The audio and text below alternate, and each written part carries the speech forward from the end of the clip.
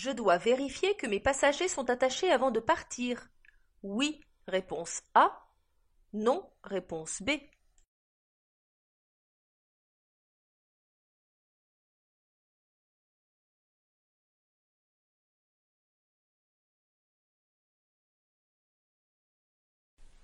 La ceinture, il faut la mettre, à l'avant comme à l'arrière. Ce n'est pas par hasard que cette phrase a été martelée dans les campagnes de sécurité routière. En cas d'accident, le port de la ceinture divise par 3 le risque d'être tué. Et il faut savoir qu'un passager mal attaché à l'arrière peut certes se blesser lui-même, mais il peut blesser également gravement un passager à l'avant, car en cas de freinage brutal, il sera projeté violemment à l'avant. Avant de partir, c'est à vous, conducteur, qu'il incombe de vérifier que chacun est bien attaché. En cas de contrôle, certes, chaque passager majeur paiera l'amende correspondante, mais en cas d'accident, c'est l'ensemble des passagers qui subira les conséquences de la négligence du bouclage de la ceinture d'un passager. Réponse A. Pour suivre le GPS, je privilégie les données sonores, réponse A, visuelles, réponse B.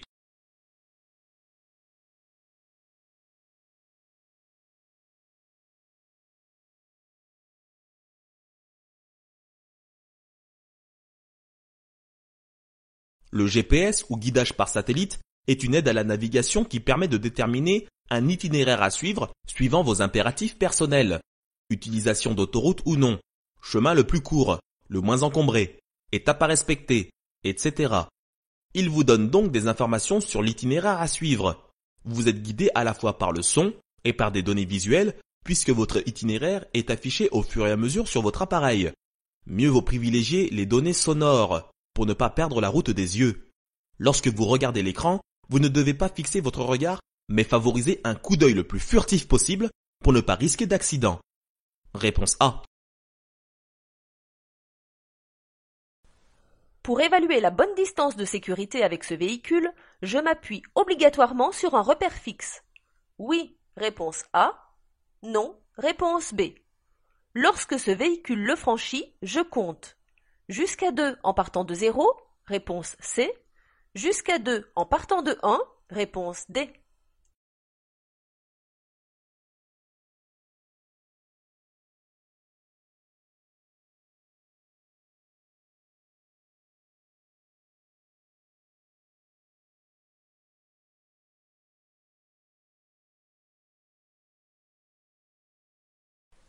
La bonne distance de sécurité équivaut à la distance parcourue en 2 secondes. Quelle que soit l'allure à laquelle vous circulez, vous devez la respecter.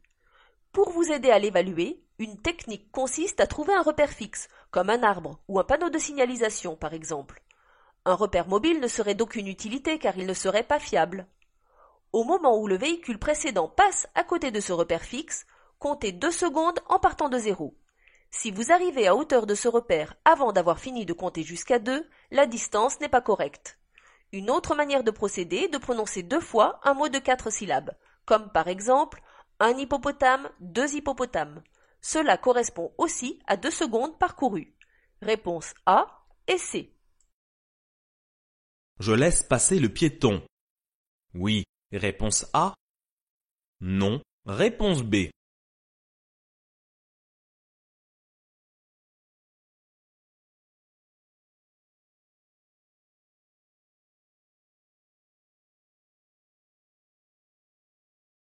Le feu tricolore est vert.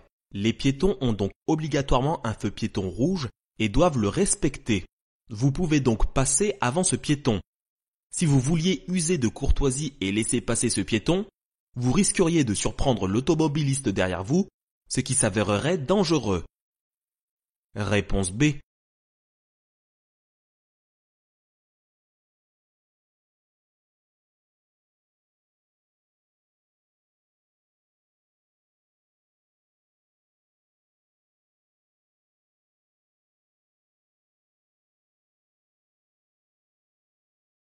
L'indice principal se situe en zone A, réponse A. En zone B, réponse B.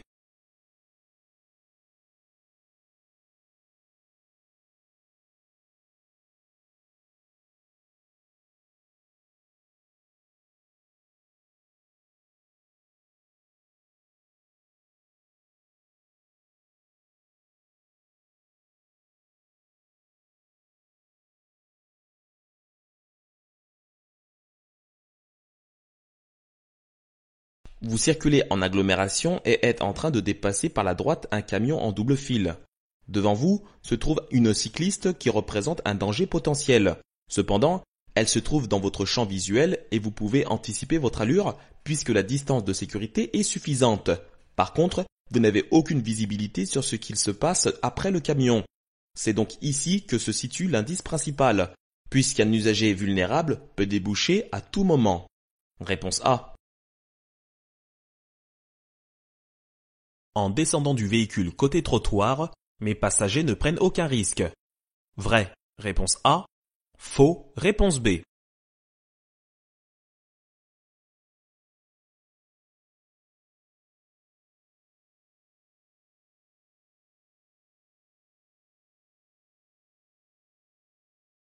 Avant de sortir de votre véhicule, il est très important de ne gêner personne. Une ouverture de portière intempestive pourrait surprendre et être dangereuse pour tout usager vulnérable, tel que cycliste ou piéton, mais également tout automobiliste. Avant d'ouvrir votre portière, contrôlez donc votre rétroviseur extérieur, mais également tournez la tête pour être sûr que personne ne soit placé dans l'angle mort. En ce qui concerne vos passagers, incitez-les à descendre côté trottoir et non côté chaussée. Mais attention, la descente côté trottoir ne signifie pas qu'il n'y a aucun risque. Vos passagers doivent toujours vérifier qu'ils ne gêneront pas un piéton ou un deux roues en ouvrant la portière. Réponse B. Sur une boîte automatique, le point mort est désigné par la lettre P. Réponse A. R. Réponse B. N. Réponse C. D. Réponse D.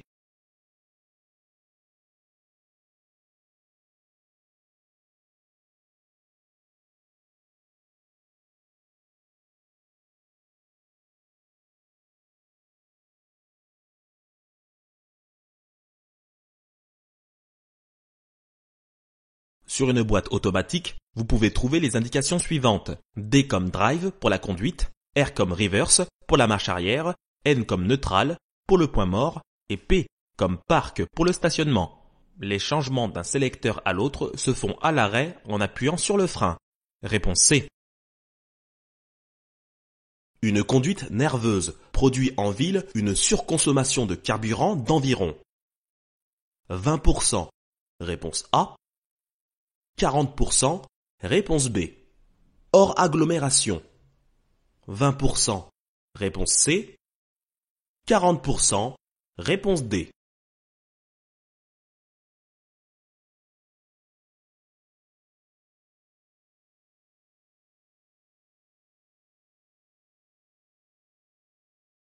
Une conduite nerveuse engendre forcément une surconsommation de carburant. Environ 40% de consommation supplémentaire en ville et 20% de plus hors agglomération. Ce genre de conduite coûte cher à la fois en pollution et en budget carburant. Réponse B et C. Je prends le même médicament depuis des années. Celui-ci n'a plus d'effet sur ma conduite. Vrai. Réponse A. Faux. Réponse B.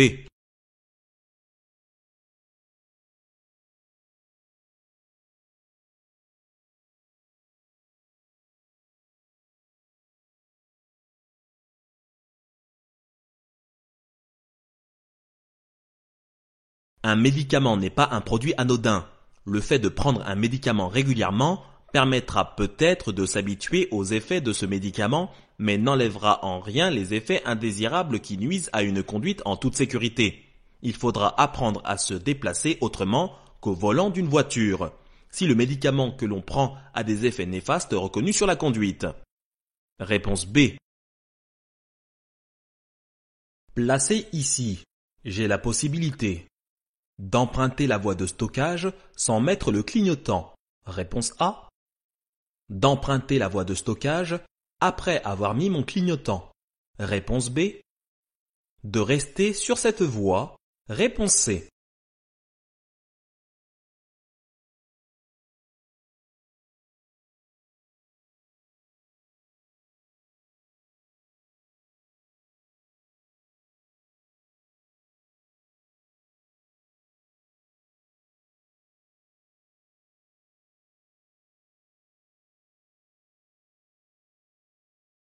La voie sur laquelle vous circulez à l'heure actuelle vous permet d'aller tout droit. Si vous souhaitez aller dans cette direction, rien ne vous empêche de continuer dessus.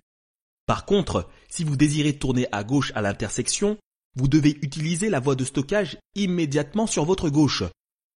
Comme pour tout changement de voie, vous devez obligatoirement avertir les autres usagers en mettant votre clignotant avant de changer de voie. Réponse B et C.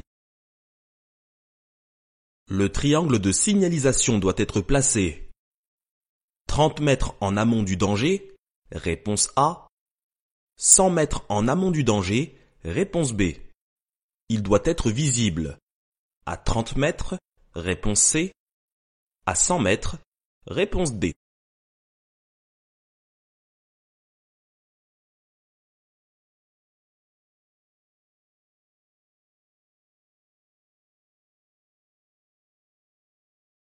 Le triangle de signalisation doit être placé 30 mètres avant le danger, que ce soit un véhicule en panne ou un obstacle. Ce triangle doit être visible au minimum à 100 mètres. Si l'accident a lieu après un virage, il faut donc positionner le triangle avant le virage.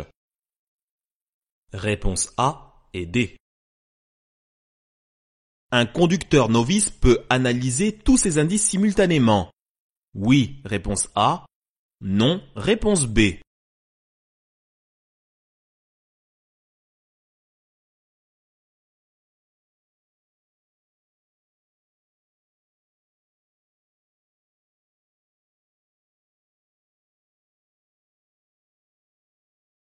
Vous circulez en agglomération un jour de marché. Les indices à prélever ici sont nombreux. L'œil doit fonctionner par saccades et vous devez être capable d'analyser les zones de danger les plus importantes le plus rapidement possible. Cet exercice d'analyse n'est pas simple à réaliser. Chez les conducteurs novices, il relève presque de l'impossible. Pour cette raison, dans ce type de situation, il est important d'adapter son allure et de la modérer de façon à ne prendre aucun risque. Réponse B. Le contrôle extérieur de mon véhicule améliore ma sécurité. Oui, réponse A. Non, réponse B.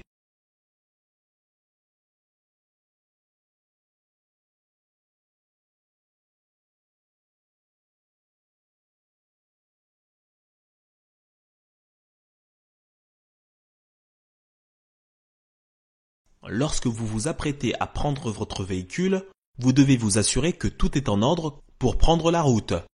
Il est important d'en faire le tour systématiquement, afin de contrôler divers points. Vous vérifiez par exemple que vos pneus ne soient pas dégonflés, qu'il n'y ait pas de fuite et qu'aucun obstacle ne vous gêne pour manœuvrer.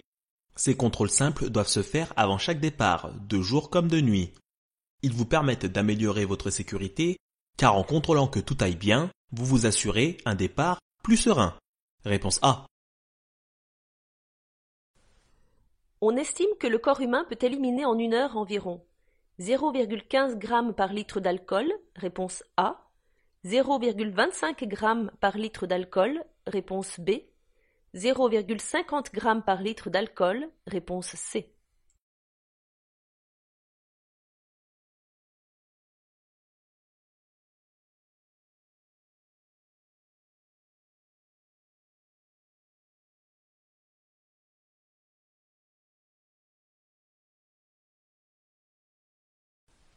Le taux d'alcoolémie évolue vite. En un seul verre, l'alcoolémie peut atteindre entre 0,20 et 0,25 g par litre de sang, ce qui est déjà supérieur à la limite autorisée pour les conducteurs en permis probatoire. L'alcoolémie atteint son maximum environ 15 à 30 minutes après le dernier verre si l'on est à jeun, ou 1 à 2 heures si l'on a mangé. Mais le taux redescendant d'environ 0,15 g par litre en une heure, il faudra près d'une heure et demie pour éliminer complètement chaque verre d'alcool. Réponse A. Je tiens fermement mon volant. Réponse A. Je ralentis. Réponse B. J'accélère. Réponse C. Je serre à gauche. Réponse D.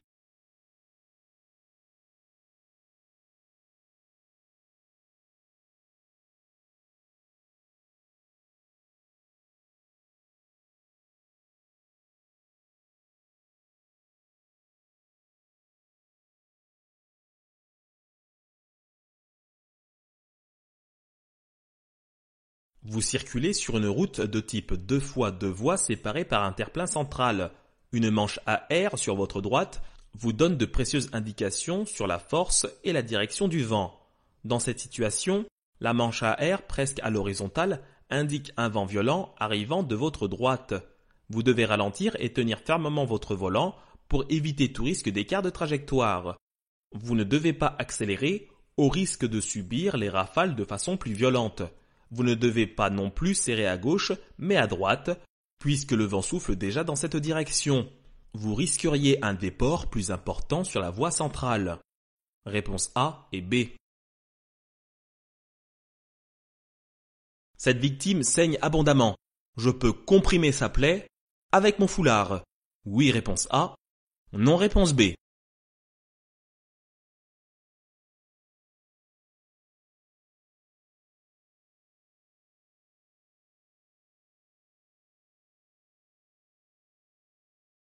Lorsqu'une victime saigne abondamment, après avoir alerté les secours, il est important d'agir pour éviter que la situation n'empire. Dans ce cas, la victime risque une hémorragie. Pour la stopper, la seule solution est de comprimer la plaie pour stopper le saignement. Pour éviter une contamination éventuelle, vous devez bien sûr vous protéger. Ne réalisez pas un point sans contact. Utilisez un tissu le plus propre possible. Foulard, veste, le système D doit primer. Réponse A.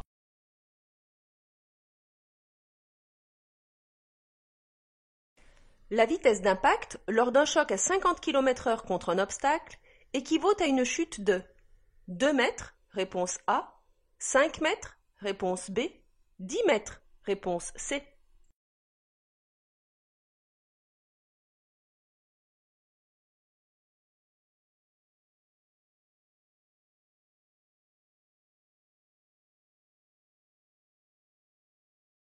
Lors d'un accident, les occupants du véhicule possèdent une vitesse et une énergie cinétique propres. En cas de collision, un décalage se crée entre le véhicule dont la vitesse tend très rapidement vers zéro et les occupants qui, entraînés par leur énergie cinétique, vont continuer à se déplacer à l'intérieur du véhicule approximativement à sa vitesse initiale. Un homme de 80 kg subit alors une poussée de près de 300 kg lors d'un choc à 30 km/h, c'est-à-dire qu'il se transforme en projectile de 300 kg. À 90 km/h, le poids de ce projectile est alors de plus de 2 tonnes. La force musculaire opposable, estimée à 50 kg pour les bras et 100 kg pour les jambes, est de ce fait dérisoire. La vitesse d'impact au moment d'un choc à 50 km/h contre un obstacle fixe équivaut à une chute de 10 mètres. Un choc à 90 km/h par rapport à un choc à 30 km/h n'est pas 3 fois plus important mais 9 fois plus important. La seule protection pour essayer d'amortir les chocs consiste donc à mettre sa ceinture, qui, rappelons-le, peut retenir jusqu'à 3 tonnes, et bien sûr à conduire à une vitesse adaptée aux routes sur lesquelles on circule. Réponse C. Je viens d'obtenir mon permis de conduire. Le certificat d'examen du permis de conduire est valable. 4 mois, réponse A. 6 mois, réponse B.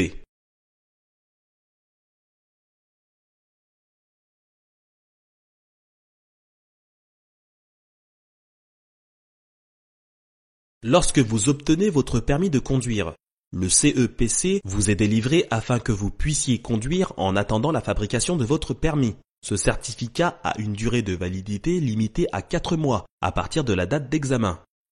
Il faut donc penser à faire la demande de permis rapidement à la préfecture du département où vous avez obtenu votre permis.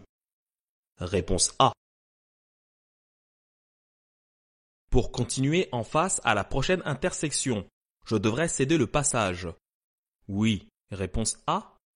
Non, réponse B.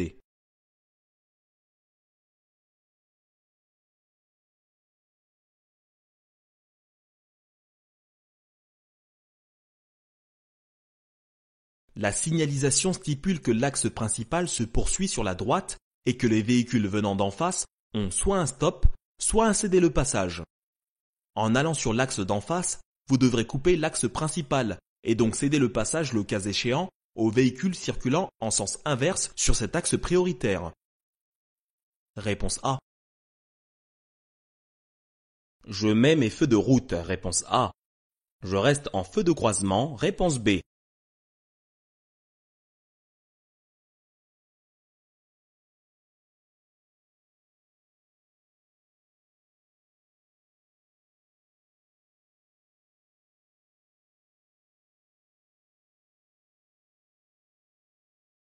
Vous arrivez à une intersection et vous allez devoir vous arrêter au stop. Même si l'éclairage vous paraît peu important, vous allez être en présence d'autres usagers de la route. Vous pouvez d'ailleurs voir un véhicule arrivant sur la gauche. Mettre vos feux de route risquerait de l'éblouir et de le gêner au moment d'aborder cette intersection. Vous devez rester avec vos feux de croisement. Ralentissez, arrêtez-vous au stop et prenez le temps d'observer à gauche et à droite avant de vous engager tranquillement. Réponse B. Sur autoroute, j'économise du carburant si je roule à 120 km/h au lieu de 130. Oui. Réponse A. Non. Réponse B. Sur un trajet de 100 km, le temps de parcours est alors allongé de 4 minutes. Réponse C. 10 minutes. Réponse D.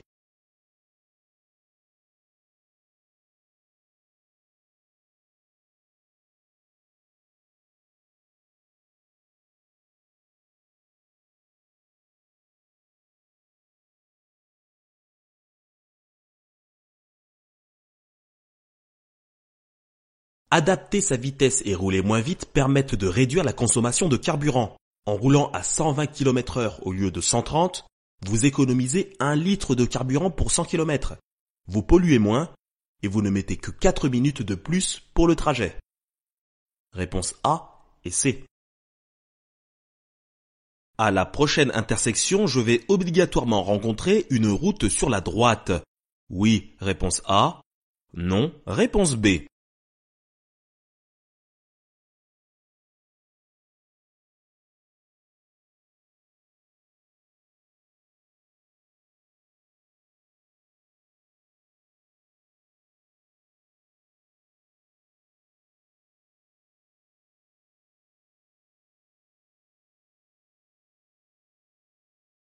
Cette signalisation annonce une intersection régie par le système de la priorité à droite, mais n'indique en aucune façon que vous allez rencontrer obligatoirement une route sur votre droite. Si c'est le cas, vous n'aurez pas à céder le passage à droite, mais vous serez assuré d'être prioritaire sur les usagers venant de gauche. Réponse B. Ce voyant vient de s'allumer. Je m'arrête. Immédiatement sur la bande d'arrêt d'urgence. Réponse A. Sur l'aire annoncée. Réponse B. Après avoir parcouru les 10 km qu'il reste sur mon trajet. Réponse C.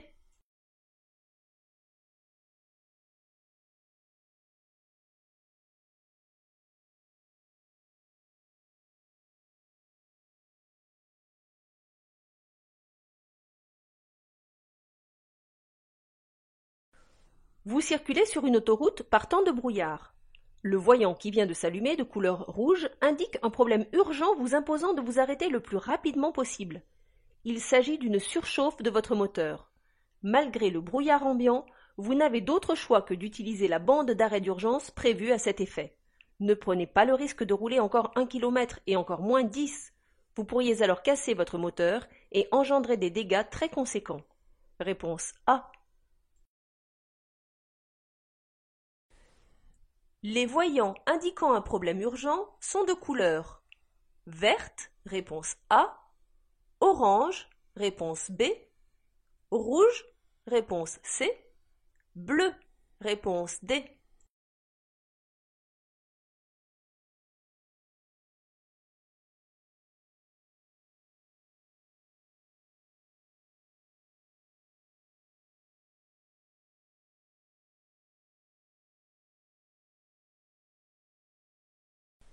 Sur votre tableau de bord, les voyants sont nombreux.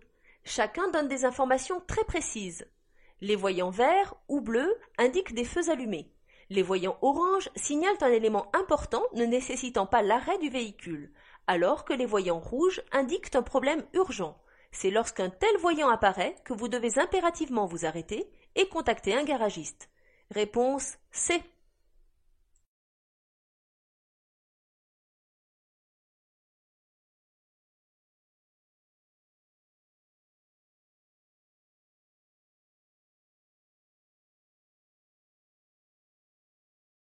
Je souhaite quitter mon stationnement.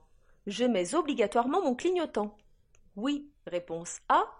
Non, réponse B. Je peux démarrer maintenant. Oui, réponse C. Non, réponse D.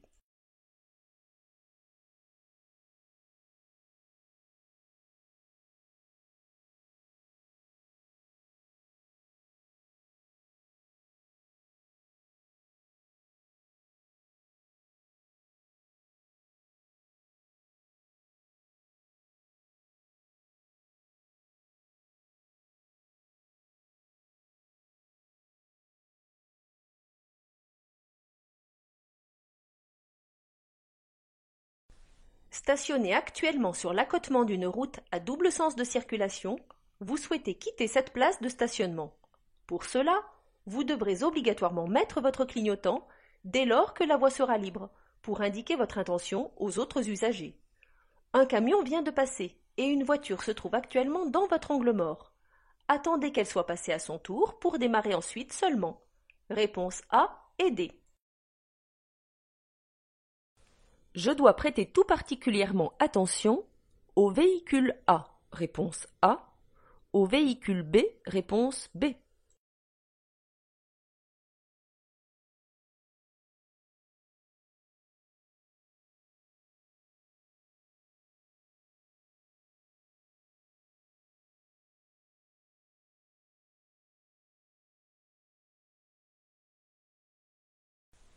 Vous circulez dans un parking de centre commercial. Même si vous ne voyez pas de signalisation particulière, vous devez rester vigilant et circuler avec prudence. Ici, vous pouvez voir que 2 véhicules ont allumé leur feu, prêts à partir. L'un se trouve en marche arrière, en A, et le second en marche avant, en B. C'est le véhicule A qu'il faut particulièrement observer. Du fait de la marche arrière, le conducteur vous verra moins facilement.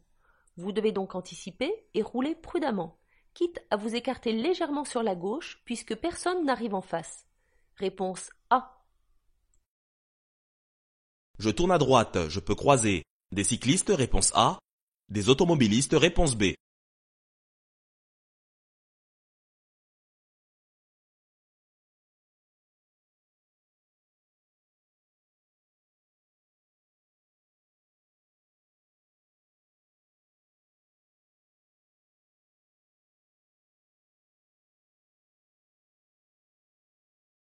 En tournant à droite, la rue que vous allez prendre est en sens unique pour les véhicules motorisés, mais à double sens cyclable, comme l'indique le panneau d'indication.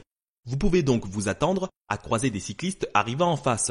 Respectez bien le cédez-le-passage, puis tournez en serrant à droite pour laisser l'espace nécessaire aux cyclistes pouvant arriver en sens inverse. Réponse A.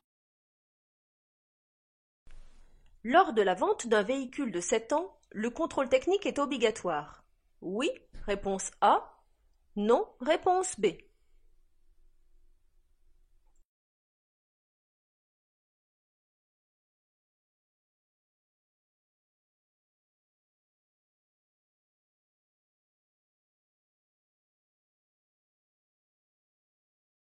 Le contrôle technique est un examen périodique qui concerne l'ensemble des véhicules automobiles. Obligatoire depuis 1992, il doit être effectué dans les 6 mois précédant la 4e année de mise en circulation du véhicule, puis tous les 2 ans dans un centre de contrôle technique agréé. En cas de vente de votre véhicule, vous devez le présenter à nouveau au contrôle technique si le dernier contrôle effectué date de plus de 6 mois. C'est le cas pour votre véhicule de 7 ans, puisque le dernier contrôle a dû être effectué lors de ces 6 ans, il y a donc 1 an. Réponse A. Sur la route, les zones les plus à risque sont la chaussée, réponse A, les trottoirs, réponse B, les zones sans visibilité, réponse C, les zones de conflit, réponse D.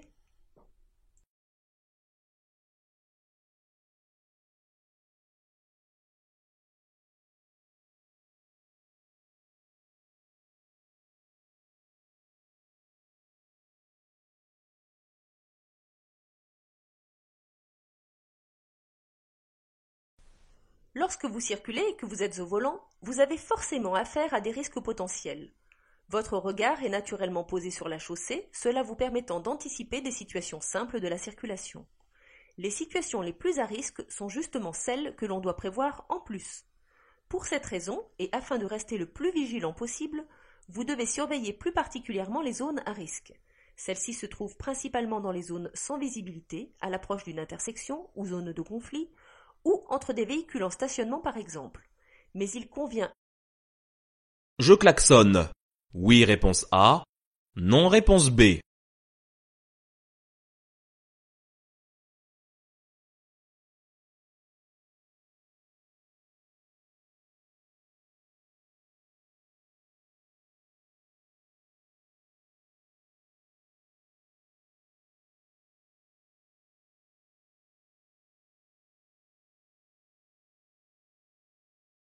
Vous circulez sur un parking de supermarché.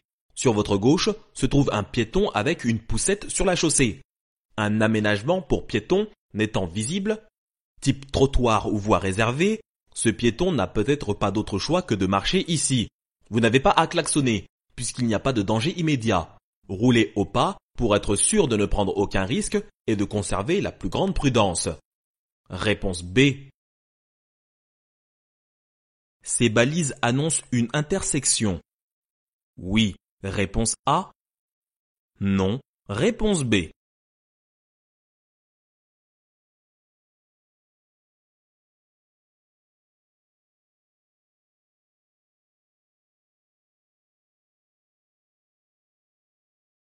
Les balises que vous voyez ici sont des balises d'alignement et non d'intersection.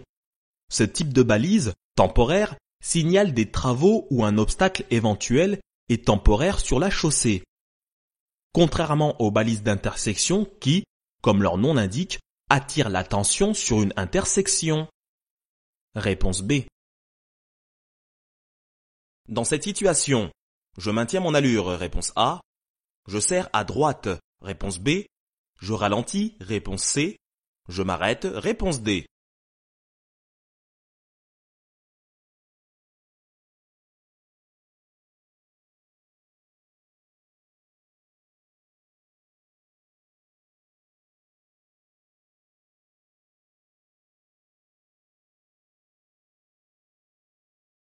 Vous circulez sur une route étroite à double sens de circulation. Les cyclistes arrivant en sens inverse doivent attirer votre attention. Vous devez rester vigilant à leur réaction et à leur possible écart de trajectoire. Ralentissez et serrez à droite pour les croiser de la façon la plus prudente possible. Réponse B et C. Pour enlever le plus rapidement la buée sur mes vitres, je choisis la position A, réponse A, B, réponse B, C, réponse C, D, réponse D.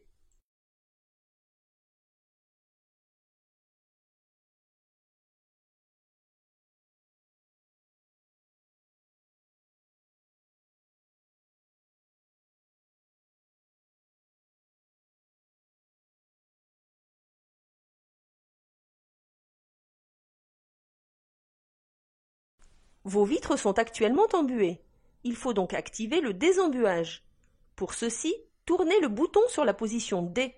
Les buses, orientées vers le pare-brise, permettront alors un désembuage plus rapide. Les positions A et B concernent les buses et volets d'aération qui permettent d'orienter vers vous le chauffage ou la climatisation. La position C répartit la ventilation sur le pare-brise, mais aussi sur vos pieds, donc de façon moins efficace que la position D. Réponse D.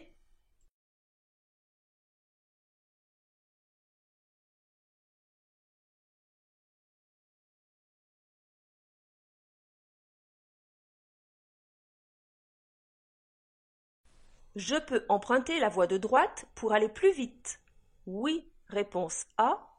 Non, réponse B. Pour emprunter la prochaine sortie. Oui, réponse C. Non, réponse D.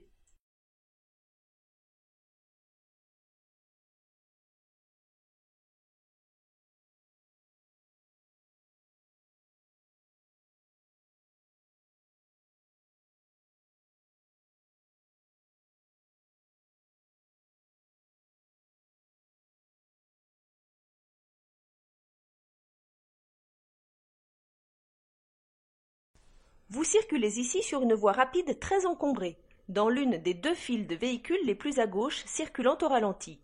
Sur votre droite, les véhicules circulent à vitesse plus élevée. Placé où vous l'êtes, vous ne pouvez plus changer de voie, comme l'indique le marquage au sol. Dans la situation où la circulation est dense, vous devez réfléchir en amont à vos choix de direction pour ne pas créer de gêne aux autres usagers. Réponse B et D. En 2015, le pourcentage de tués dans un accident impliquant un conducteur présentant un test positif aux stupéfiants est de 6% réponse A, 14% réponse B, 23% réponse C, 31% réponse D.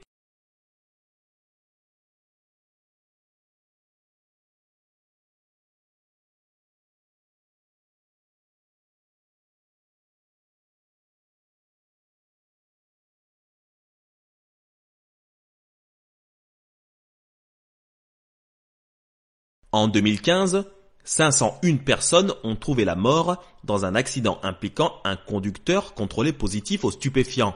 Cela représente environ 23%, soit près du quart des victimes de la route. Face à ces chiffres inquiétants, il est temps d'agir. Les conducteurs doivent prendre la juste mesure de leurs actes. La conduite n'est pas compatible avec la prise de stupéfiants. Réponse C. Je suis bien placé pour continuer sur l'autoroute. Oui, réponse A. Non, réponse B. Pour sortir de l'autoroute. Oui, réponse C. Non, réponse D.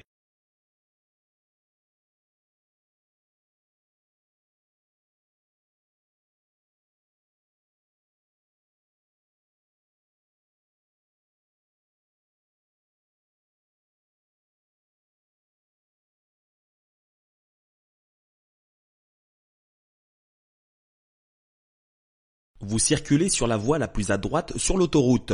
Placé ici, vous pourrez choisir de prendre la sortie numéro 34 sur votre droite ou de continuer sur l'autoroute direction Lyon par exemple. Vous êtes donc bien placé, quel que soit votre choix. Réponse A et C. En cas d'incendie, je peux me diriger vers l'espace situé à droite. Oui, réponse A. Non, réponse B.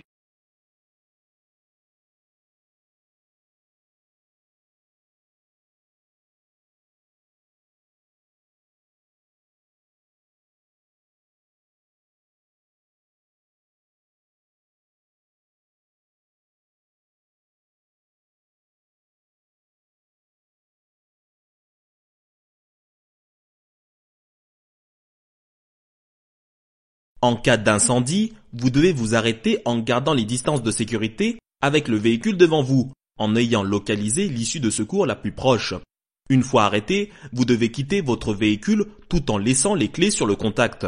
Les deux panneaux que vous voyez ici indiquent une niche de sécurité avec borne d'appel d'urgence et extincteur. Ce n'est pas une issue de secours qui est, elle, désignée par un pictogramme vert. Réponse B.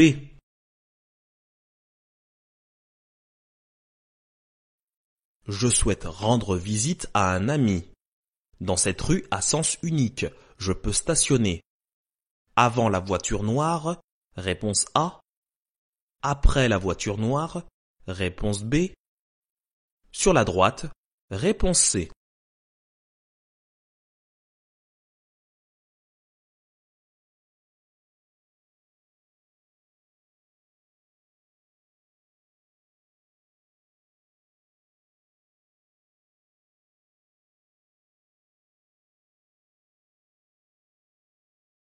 Dans cette rue à sens unique, et comme l'indique ce panneau, vous pouvez vous arrêter un court instant à gauche ou à droite. Par contre, vous ne pouvez pas stationner sur la droite. Pour stationner, vous ne pouvez pas vous placer avant la voiture noire, car vous seriez placé devant une entrée privée, comme l'indique ce trottoir. Vous pouvez donc stationner après la voiture noire, s'il reste des places disponibles. Réponse B. Le panneau indique une zone de rencontre, réponse A, une voie verte, réponse B. Un cyclomotoriste peut utiliser cette voie. Oui, réponse C. Non, réponse D.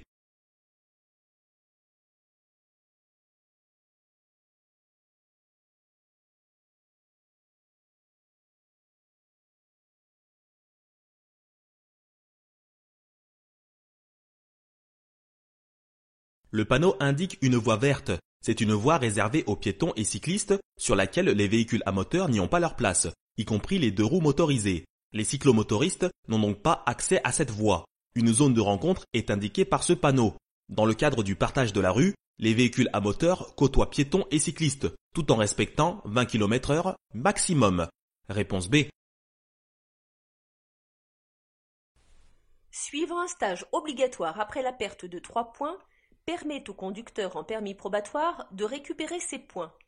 Oui, réponse A. Non, réponse B. Rembourser son amende. Oui, réponse C. Non, réponse D.